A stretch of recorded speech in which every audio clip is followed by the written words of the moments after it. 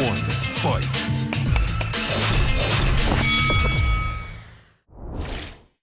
안녕하세요. 박종훈의 경제한방입니다. 이 대만 문제에 대해서 가장 정통한 분이라고 할 수 있는 진짜 강윤영 한국외대 교수님과 함께 계속해서 2부 순서를 이어갈까 하는데요. 사실 뭐 중국 시각으로 대만을 보는 분도 있고 또 미국 시각으로 대만을 보는 분들도 있지만 이 강준영 교수님 같은 경우는 대만 국립정치대에서 정치경제학 박사를 받으셨기 때문에 아마도 대만 내부에 대해서 제일 정통하신 분이라고 저는 생각을 하고요. 자, 그러다 보니까 이제 대만 문제를 조금 집중해서 좀 여쭤볼까 하는데, 자, 이제 이 중국이 왜 그러나 이런 부분이 좀 있을 거예요. 왜 하나의 중국을 자꾸만 고집을 하면서 대만에 대해서 우리가 보기에는 아니 이미 독립된 국가로 일종의 국가의 어떤 정체성이 있는 나라에 대해서 하나의 중국이라니까 이렇게 얘기하는 것처럼 우리나라 사람들 중에는 그렇게 보는 분들이 많을 것 같은데 중국 왜 저러지? 하는 생각이 있었는데 어떻습니까? 그 대만의 역사는 사실 대만은 섬이잖아요. 그리고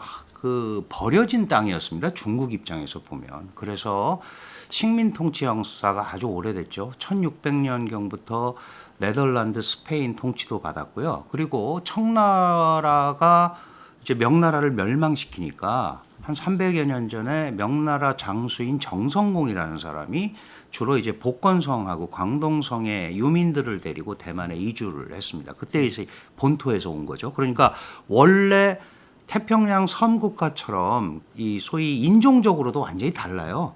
그런 사람들이 살던 그걸 이제 우리가 원주민이라고 그러고 고산족이라고 그러는데 여기에 이 사람들이 이제 대륙에서 온 사람들이 있다가 그다음에 이제 청나라 지배를 쭉 받았죠. 그러나 뭐 실질적으로 거기에서 뭐 그런 건 없었습니다. 그러다가 결정적으로 그 청일 전쟁이 끝나고 시모노세키 조약이라는 게 있잖아요. 거기에서 이 시모노세키 조약에 의해서 대만이 일본에 할양됩니다. 그래서 1895년부터 1945년까지 51년간 일본 제국주의의 그 우리처럼 식민 지배를 받습니다. 식민 지배를 받는데 1945년부터 49년까지 중국 본토에서는 장개석의 국민당과 모택동의 공산당이 내전을 하죠. 그래서 국민당이 패퇴를 합니다. 그러고 나서 대만으로 오는 거예요. 그때 어떻게 왔냐면 그 당시에 장개석의 국민당은 중화민국이라는 국호를 가지고 있는 국가였습니다. 중국 본토는. 그래서 중화민국의 임시정부를 대만에다 만든 거예요. 그래서 중화민국은 멸망한 게 아니고 대만에 있는 겁니다. 장개석의 입장에서. 그 당시에. 그런데 중국은 어떻게 보냐 하면 중화민국은 1949년에 중화인민공화국에 의해서 멸망당했고 중화민국은 지구상에 없는 나라다. 그래서 모든 법통을 중화인민공화국이 가지고 있다. 근데 우리가 잘 기억하시면 아시겠습니다만은 1971년에 중화민국이 유엔 안전보장 상임이사국에서 퇴출이 되고 중화인민공화국이 들어가는데 그때까지 장제스가 세계 4강으로서 카이로 회담, 포츠담 선언할 때마다 처칠 계속 나오잖아요. 같이. 그만큼 중화민국이 국제적으로 위상을 갖고 있었어요. 그러다가 이 국민당은 항상 대륙 수복이 꿈이었습니다. 다시 돌아가야 됩니다. 왜냐하면 잃어버리고 왔으니까. 그런데 대만에서 변화가 일어났습니다. 1986년에 장개석의 아들인 장경국이라는 분이 이제 총통이었는데 이분이 돌아가시기 1년 전에 당도 더 만들어야 되고 그다음에 언론도 개방해야 된다. 그래서 생긴 당이 민주진보당이에요. 그게 민주당. 근데 14년 있다가 첫 번째 선거에서 당선자가 나온 거예요. 그게 천수이비엔입니다. 천수이비엔이라는 당선자가 나와서 천수이비엔은 애초부터 대만하고 중국은 관계가 없는 데다. 그리고 우리는 이미 독립된 국가다. 그런데 중국은 천수이비엔이 당선되면 전쟁이다. 막 이런 얘기를 계속 했었어요. 그때 기억납니다. 그죠?朱镕基가 특히. 그래서 천수이비엔이 당선이 됐고 기자들이 독립선언 왜 안 하냐 그러니까 천수이비엔이 아주 재밌는 말을 했어요. 우리는 이미 독립된 국가인데 무슨 독립선언을 하느냐. 야, 정말 한 수 딱 앞서 나가는군요. 그러고 나서 8년간 2000년부터 2008년까지 중국과 대만은 아주 소위 냉동기였죠. 냉동기. 냉전 정도가 아니고 이제 교류가 끝났습니다. 그런데도 불구하고 경제 기로는 계속 있는 거예요. 경제 기로는 왜냐하면 개혁 개방하고 대만의 자본이 필요했고 대만도 넓은 시장이 필요했기 때문에 계속해서 중국과 지방 정부 차원에서는 많은 활동이 있었고 그 당시에 복건성 성장이 시진핑입니다. 그러니까 대만하고 잘 알죠. 아, 그러겠네요. 예, 전문가겠네요. 전문가입니다. 대만에서. 실제로 네. 거기 17년을 있었어요. 네. 후지엔에. 그래서 대만을 잘 알기 때문에 더 강경하게 나올 수도 있는 거죠. 예. 네. 그러고 나서 이제 나빠지니까 국민당의 마잉지오라는 사람이 그거 봐라 중국하고 잘 못 지내니까 우리가 너무 힘들지 않냐. 그래서 소위 8년간 또 친중 정책을 펼칩니다. 그런데 친중 정책의 결과가 대만 경제가 일어나고 그래야 되는데 안 좋았단 말이죠. 이렇게 되니까 다시 요번 지금 두 번째 집권하고 있는 차이잉원이라는 사람이 그거 봐라. 중국하고 잘 지낸다고 되는 게 뭐 있냐. 그게 어떻게 보면 데자뷰 같은 게 우리 핵하고 비슷해요. 북핵 문제. 적극적인 포용 정책을 해도 안 되고 네. 전략적 인내라는 표현으로 그냥 방치해도 안 되고 이 묘한 그런 거거든요. 근데 차이잉원이 올라와서 우리가 장기적으로 보면 결국은 중국과하고 관계를 탈중국화라는 표현을 씁니다. 중국적 색채를 좀 벗겨내야 된다. 그러면서 친미, 친일 정책을 실시하는 거예요. 그리고 친동남아 정책을 실시합니다. 네. 그게 이제 우리도 남방 정책이라는 걸 하지만 대만은 1992년부터 신남향 정책이라는 걸 해요. 그래서 동남아시아 국가들과 교류를 해야겠다고. 이렇게 해서 온 거예요. 그런데 무슨 문제가 생겼냐 하면 국민당은 그래도 하나의 중국에는 동의합니다. 그게 중화인민공화국은 아니다.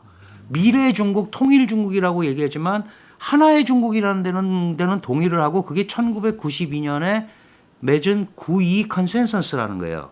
92년도에 하나의 중국에는 동의한다고 국민당과 공산당이 사인을 했습니다. 관변단체, 반관 반민단체를 만들어서 한 건데 그런데 민진당은 우리는 애초에 별개의 국가이기 때문에 하나의 중국이 필요 없다는 거예요. 그러니까 결국 중국은 양안 교류를 다시 하려면 민진당, 하나의 중국을 동의하는 것이 양안 교류의 출발점이다 라고 얘기를 하는 겁니다. 그러면 차이잉원한테 92년도에 컨센서스에 동의하냐고 물어보면 그런 역사적 사실이 있었음을 인정한다고 그래요. 네. 양측 간에. 그러니까 9.2 컨센서스 다시 말해서 하나의 중국 원칙에 동의하지 않는다는 거죠. 이러니까 그걸 동의 안 하면 너희는 통일 대상이다 이거죠. 네. 무슨 말씀이냐 하면 중국의 지도자들은 지금 홍콩도 중국의 품에 돌아왔고 중국의 표현대로 하면 마카오도 돌아왔습니다. 이제 대만만 돌아오면 그레이트 차이나가 되는 거죠. 네. 그런데 대만이 저렇게 우리는 중국하고 별 관계 없어.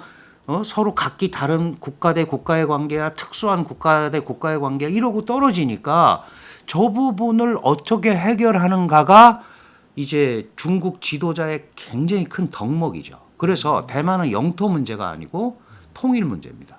네. 통일 문제. 그러니까 중국 지도자의 위상과 중국 위대한 중국을 만드는 데 있어서 대만을 반드시 복속시켜야 되는 대상인 거죠. 그런데 대만이 배후에 미국, 뭐 일본, 최근에는 뭐 민주 이러면서 서방 세계와 같이 움직이고 인도 태평양 전략에 대만을 끼워놓고 이렇게 되니까 대만의 전략적 가치가 막 올라갔잖아요. 그러니까 시진핑 걱정이 되는 거죠. 통일을 하긴 해야 되는데 장기적으로 통일을 하는 방법도 있고 아니면 지금 요새 나오는 것처럼 침공을 하는 방법이 있는데 그게 이제 대만이 중국에 대해서 제일 두려워하고 있는 게 무력 사용입니다. 이제 세 가지 쟁점이 있는데 하나가 하나의 중국, 그다음에 일국양제. 이 두 개는 하나의 중국을 중화인민공화국으로 인정하지 못하면 한국과 두 체제도 인정 못하는 거잖아요. 그렇죠. 홍콩의 경우를 보니까 도저히 못 믿겠다 이거 아닙니까? 믿죠. 예. 그래서 마지막에 이제 무력 사용 불배제 원칙인데 무력 사용 안 하겠다고 평화적으로 하겠다고 1979년부터 했었어요. 그런데 안 하겠다는 원칙이 3개 있었습니다. 하나가 뭐냐면 대만이 독립하는 경우. 독립에 준하는 행위, 헌법을 수정하거나 이런 행위를 할 경우. 또 하나 대만 문제에 외세가 개입하는 경우. 외세가 개입할 건 미국밖에 없잖아요. 네. 요 3가지 경우에는 무력을 쓰겠다라고 한 겁니다. 그게 1979년에 대만 동포에게 고함 40주년 기념식이 2019년에 있었는데 여기서 시진핑이 무력 사용 불배제 사용할 수도 있다. 무력 사용 배제 원칙 아니다. 할 수 있다. 네. 이 세 가지 경우에 또 하나가 추가됐습니다. 외국군이 주둔하는 경우 또는 대만 섬 내부에 동란이 일어났을 경우 그건 일부러 동란을 그렇죠. 만들 수 있는 게 이번에 충분히 우크라이나 가능하죠. 때도 예, 보니까 그렇습니다. 동부적에서. 네. 그러니까 대만에서는 야 그럼 저게 빌미가 될 수 있는 거 아니냐 이런 것 때문에 걱정을 하고 있는 거예요. 그래서 중국은 대만이 아픈 손가락이죠. 전 중국을 하는 데 있어서. 그래서 어떻게든지 이 부분을 끌고 오려고 얘기를 하는 거고 대만은 우리 손으로 대통령도 뽑고 총통도 뽑고 우리가 외교 관계도 하고 있고 군사력도 가지고 있고 다 우리 스스로 움직이는데 그리고 무엇보다도 중화인민공화국의 지배를 받아본 적이 없어요. 그렇죠. 근데 왜 우리가 하나의 중국이냐는 거예요. 그러니까 예를 들어서 옛날에 전통적으로 중국과 이렇게 있었다는 건 이해가 되지만 우리가 그 사회주의 중국의 지배를 받아본 적이 한 번도 없는데 왜 우리가 너희 땅이고 왜 그러냐는 거죠. 우크라이나하고는 또 다르죠. 그런 네, 부분에서는. 그런 부분에서 예. 그러니까 그런 부분이 대만에 어필을 하고 있는 거죠. 맞아. 우리가 뭐 너희하고 무슨 관계야. 그럼 정식으로 국가 대 국가 대우를 해주든가 최소한 당 대 당의 대우는 해줘야 될 거 아니냐. 그러나 중국은 하나의 중국 원칙에 동의하지 않으면 절대 안 하겠다. 그래서 사실은 계속해서 그 소위 여행 제한 이런 거 물론 코로나 때문에 이제 더 복잡해졌습니다만은 이런 그 대만 압박 정책을 계속 하고 있는 거죠. 그리고 미국한테도 대만에 묵입하지 마라. 너희가 하나의 중국 원칙을 동의하지 않았냐 세계 연합성명에서. 그런데 지금 와가지고 왜 계속 묵입하느냐. 그런데 대만과 미국은 1979년에 미중 수교하면서 대만의 안보 우려를 없애주기 위해서 79년 4월에 대만 관계법이라는 법을 만들어 놨어요. 그 안에 보면 대만의 안전을 보장하기 위해서 무기를 팔고 현상 유지를 계속 지원한다. 이런 조항이 있거든요. 네. 그리고 또 82년도에 그 소위 육항 보증이라는 게 있습니다. 이게 이제 비밀 문서에서 공개가 안 됐다가 30년 지나고 나서 공개가 됐는데 그 안에 보니까 미국이 대만을 지켜줘야 된다라는 게 있거든요. 그 트럼프가 작년에 CNN 타운홀 미팅에서 우리가 그렇게 해야 할 약속이 있다가 바로 그겁니다. 그거를 2016년에 민주당에서 다시 꺼내서 재결의를 했어요. 그러니까 이제 대만은 우리 미국이 우리 든든하다 이러는 거고 중국은 미국한테 안 하기로 해놓고 왜 계속해서 이걸 약속을 안 지키고 있느냐. 그럼 미국은 우리는 하나의 중국 원칙에 을 위배한 적이 없다. 하나의 중국 원칙 나도 동의한다. 다만 이 현상을 바꾸는 거는 안 된다. 그러니까 하지 말라는 거죠. 그래서 중국은 미국을 항상 그렇게 얘기하죠. 하나의 중국, 하나의 대만 정책이다라고 합니다. 일중 일대. 그게 이제 중국에서 쓰는 말이죠. 그러니까 너희는 이중 전술을 쓰고 있다. 이걸 이제 우리가 미국이 전략적 모호성이라고 그러는데 트럼프 말기 그다음에 바이든 행정부 들어서 이게 전략적 명료성으로 약간 바뀌고 있는 모습을 보여주고 있다. 그래서 중국이 더 거기에 대해서 반발하고 있는 그런 상황이 지금 벌어지고 있는 겁니다. 시청자 여러분 믿기지 않으시겠지만 제가 사전 질문서를 드린 적이 없습니다. 그냥 지금 여쭤봤는데 지금 대만 역사 그리고 관련된 이게 딱 한 방에 정리가 됐는데요. 저도 굉장히 놀라면서 그러면 이제 이렇게 역사를 딱 정리해 주셨기 때문에 이제 우크라이나가 어쨌든 지금 침공을 받았기 때문에 좀 비교를 해본다면 아까 말씀하신 대로 이제 대만 같은 경우 우크라이나하고 달리 지배를 받은 적이 없다는 점에서는 이제 대만이 좀 더 나은 측면도 있지만 또 이런 측면도 있더라고요. 이제 우크라이나는 어쨌든 하나의 정부로서 그리고 독립 국가로서 분명히 국권이 서 있었는데도 침공을 받았고 대만은 지금 국제적으로 위상이 정말 하나의 나라로서 인정을 못 받는 경우도 많고 또 인정하려고 하면 그냥 중국이 있는 대로 그렇죠. 보복한다고 난리치고 자, 이 국제적 위상적 측면에서는 조금 더 이 우크라이나보다 불리한 거 아닙니까? 당연히 그렇다고 봐야 됩니다. 그 사실은 중국은 자국과 수교하는 국가들한테 제일 먼저 내세우는 게 하나의 중국 원칙이에요. 그래서 대만과 단교를 해야 됩니다. 그러니까요. 우리도 그랬습니다. 우리도 92년 8월 24일에 수교할 때 우리와 수교하려면 대만과는 단교해야 된다라는 전 세계가 거의 다 그렇죠. 지금. 그래서 지금 대만이 전 세계적으로 수교하고 있는 국가가 14개 나라밖에 없습니다. 네.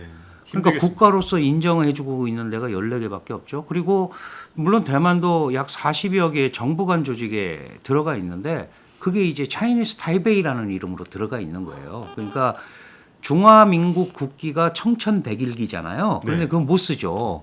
네. 몇 년 전에 쯔위라는 친구가 소녀시대 그거 한번 흔들었다가 난리 났던 거 그러니까요. 아닙니까? 참. 그래서 이 국제적인 위상은 굉장히 떨어지는데 그렇기 때문에 대만은 자신들이 대만이 지금 세계 18위의 경제 대국입니다. 인구 2,300만이지만 그다음에 TSMC라는 세계적인 파운드리 반도체 공장을 가지고 있고 또 막 최근에는 미국에도 세우고 유럽에도 세우고 일본에도 공장을 세우고 이렇게 다시 말씀드리면 국제화하는 거죠. 그래서 대만 정부는 대만 문제의 국제화가 핵심 포인트입니다. 그러니까 국제 활동 공간을 최대화해서 국제적인 이 인정을 받는 게 대만이 제일 그 지금 상황에서 해야 되는 일인데 이 부분을 중국도 잘 알고 있기 때문에 대만과 교류를 하려고 그러면 난리가 나는 거죠. 하지 마, 하지 마. 그래서 많은 국가들이 여기에 대해서 그 걱정을 많이 하죠. 그럼에도 불구하고 미국이라는 거대 국가가 아까 말씀드린 대만 관계법이라는 거에서 지원을 하고 있고 반도체 패권과 관련해서 뭐 미국이 하든 누가 하든 어쨌든 세계 지금 최강의 파운드리 업체인 TSMC에 대한 지원, 그다음에 결합 이런 게 굉장히 강하잖아요. 그리고 대만의 전략적 지위를 높여주기 위해서 인도 태평양 전략에 중요한 포스트로 또 끌고 들어왔단 말이죠. 이런 여러 가지 상황이 우크라이나하고는 다르다는 겁니다. 그러니까 우크라이나는 뭐 농산물이라든지 뭐 밀 이런 걸 가지고 하지만 우리는 세계 첨단 기술을 가지고 한다. 그리고 대만의 시장이 결코 작지 않거든요. 그렇죠. 예, 대만의 시장이 결코 작지 않고 특히 반도체나 전자제품 이런 데 대해서는 나름대로 세계적인 수준을 갖고 있기 때문에 그리고 뭐 물건이라는 게 그렇지 않습니까? 무슨 제품이 하나 나오면 혼자 만드는 제품은 없잖아요. 요새 다 서로 얽히고 설켜 있고 뭐 우리 뭐 예를 들어서 아이폰이나 삼성 그 스마트폰도 보면 뭐 우리가 하는 거 얼마 됩니까? 서로 갖다 쓰고 뭐 반도체는 어디 거, 액정은 어디 거 이러고 쓴단 말이죠. 그래서 이게 칼로 모으 베듯이 딱 된다 안 된다 그럴 수는 없어요. 그래서 이게 굉장히 얽혀 있기 때문에 서방이 이런 것 때문에 방관하지 않을 거다. 그리고 그 핵심에 미국이 있다는 것 때문에 우크라이나보다는 훨씬 더 강한 거죠. 그리고 대만 관계법에 보면은요. 미 의회는 대만에 유사 문제가 발생을 하면 미 합중국 대통령에게 참전을 건의할 수 있다라는 게 있어요. 아, 네. 그러니까 급하면 갈 수 있는 겁니다. 물론 하고 안 하고는 미국의 마음이겠지만 예. 그러니까 그만큼 우크라이나보다는 군사적으로도 훨씬 더 직접적인 이런 걸 가지고 있는 거죠. 사실 이 문제 때문에 한국과 한미동맹 얘기도 많이 나오잖아요. 네. 미국은 한국의 유일한 동맹국입니다. 이 동맹국이라는 거는 어떤 한 군데서 문제가 생기면 참전을 해야 되는 게 반드시 의무로. 참전해야 되죠. 네. 그럼 적어도 여기는 준동맹 성격은 가지고 있는 거다. 이런 조항이 있으니까. 물론 그게 이제 의회에서 미국은 의회 정치의 나라니까 뭐 그렇게까지 할 필요가 있냐 그러면 안 되겠지만 네. 미국의 국익을 앞세워서 한다면 우크라이나보다는 훨씬 고리가 강하다. 이렇게 본다면은 조금 상황은 다르고 중국도 그 점을 신경을 안 쓸 수가 없는 거죠. 네. 또 우크라이나하고 내정을 좀 비교해 보면 좀 비슷한 이제 말씀해 주시니까 이 우크라이나하고 좀 비슷했던 게 오렌지 혁명이라든가 네, 또는 유로마이단을 통해서 보면 친러 정부가 들어섰다 반러 정부가 들어섰다 이런 과정을 거쳤는데 대만도 지금 말씀 들어보니 좀 비슷한 과정을 거치면서 지금 차이잉원 총통 아닙니까? 네, 그렇습니다. 근데 저는 이 뉴스에 정말 깜짝 놀랐거든요.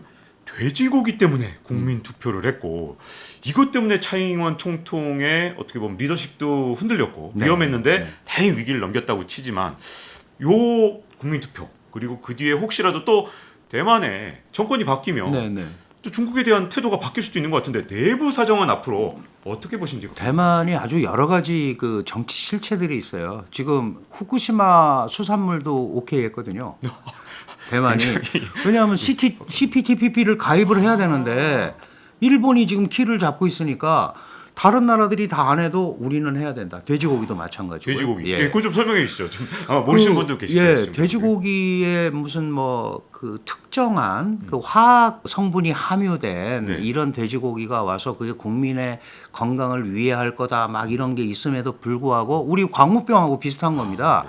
그래서 수입을 하지 말자라고 그랬고 국민당 때 그거를 계속 안 받아들였는데 차이원 입장에서는 지금 어떻게든지 미국과 안정적인 관계를 유지를 해야 되는 거예요. 그래서 돼지고기 수입을 오케이를 한 거죠. 그럼 대만 내부에서도 난리가 난 겁니다. 네.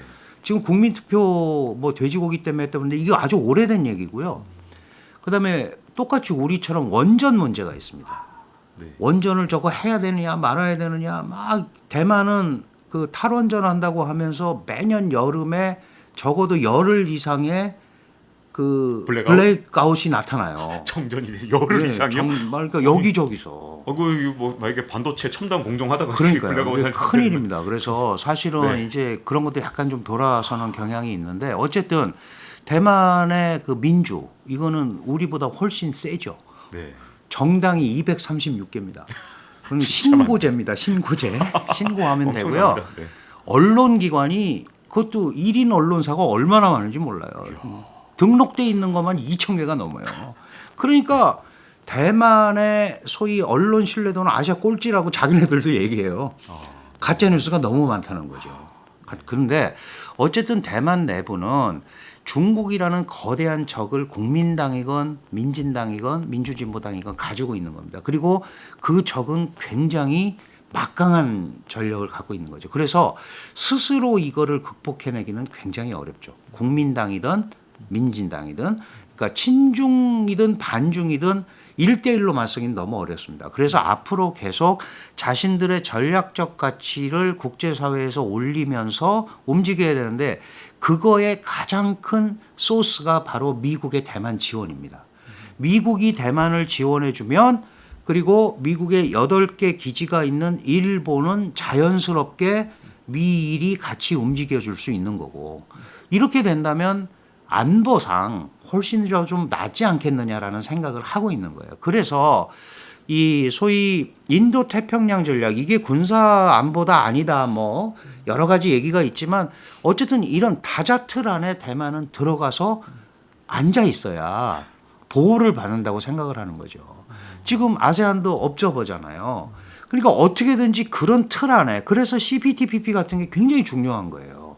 거기 들어가서 같이 움직이는 구조에 들어가고자 하는 노력을 계속할 거고 중국은 그걸 계속 막을 거고 그러니까 결국 이런 게 저는 뭐 지금 아까도 말씀드린 대로 중국이 지금 이 상황에서 전면 침공이나 이런 걸 하기는 굉장히 어렵고 러시아의 경우를 봤지만 그게 자신들의 생각대로 될 가능성도 별로 없고 대만이 요새입니다. 상륙하기도 굉장히 어렵고요.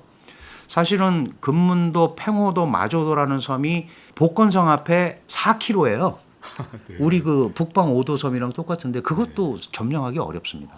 근데 요새 같이 큰 나라군요. 예, 그게 어렵고 그 지금 이제 중국에서 나오는 얘기는 남중국해 남사군도가 있잖아요. 그 중에 제일 큰 섬이 중산도라고 대만이 시료 지배하고 있는 섬인데 거기에 대만의 육전대라고 그러죠. 그 공수부대가 가 있습니다. 거기를 점령해 버리자. 대만 인근 도서를 하는 거는 문제가 있으니까 남중국해 거기를 점령해 버리자. 그런데 그것도 점령이 될지 안 될지 그것도 별개 문제입니다. 또. 네. 그래서 이거를 지금 이런 불확실할 때 중국이 과연 이 카드를 쓸 거냐. 다만 한 가지 걱정되는 거는 시진핑 생각대로 중국 경제라든지 정치 안정이 잘 안 되면 극약 처방으로 쓸 수도 있겠다라고 하지만 그거는 중국이 받는 피해가 너무 크기 때문에 그렇게까지는 안 갈 거다. 다만 이거를 생각하면서 계속 대만이 더 이상 미국이나 일본이나 서방과 가까워지지 못하도록 하는 그런 작전은 계속 쓸 거다. 이런 분위기로 일단은 11월 그 중국 이제 시진핑의 뭐 삼선이든 뭐든 이게 이제 어떤 형태로든 간에 결정이 되고 나서 중국이 어느 정도 파워를 가지고 대만을 압박할 거냐. 그건 이제 그 다음에 또 수위가 결정이 되지 않겠느냐 이렇게 생각이 됩니다. 연임이 이루어지고 난 다음에 이제 올 연말에 그 다음이 어떻게 보면 대만한테 더 힘든 시기가 올 수도 있는 건가요? 당연히 그렇게 봐야 되는데요. 지금 이제 더 큰 문제는 시진핑의 연임이 시진핑이 생각한 형태로 연임이 될 건지는 또 얘기가 나오고 있죠. 예를 들어서 그거는 굉장히 또 중요한 문제잖아요. 정말 중요한 문제이기 때문에 네. 여기서 네, 많은 분들이 그렇습니다. 지금 이제 시간이 다 돼가니까 네, 네, 네. 계속해서 박종원의 경제 한방 봐주시면 또 교수님 모셔갖고 그 앞으로 과연 시진핑이 네. 원하는 대로 연임이 될지 네. 아니면 또 새로운 그림이 그려지면서 국제 정세가 또 요동칠지 많은 분들이 궁금해하시는 내용을 또 나와주실 거죠. 네, 그때 한번 좀 그렇습니다. 네. 말씀을 듣도록 하고요. 자, 이렇게 대만 정세 그리고 이 국제 정세에 대해서 정말 해안을 얻는 그런 좋은 기회였던 것 같습니다. 강준영 한국외대 교수님과 함께 이렇게 알아봤고요. 잊지 말고 좋아요, 구독, 알림 설정해 주시면 다음 시간에 또 뵙도록 하겠습니다. 이렇게 나오셔서 정말 감사드립니다. 고맙습니다. Round one, fight.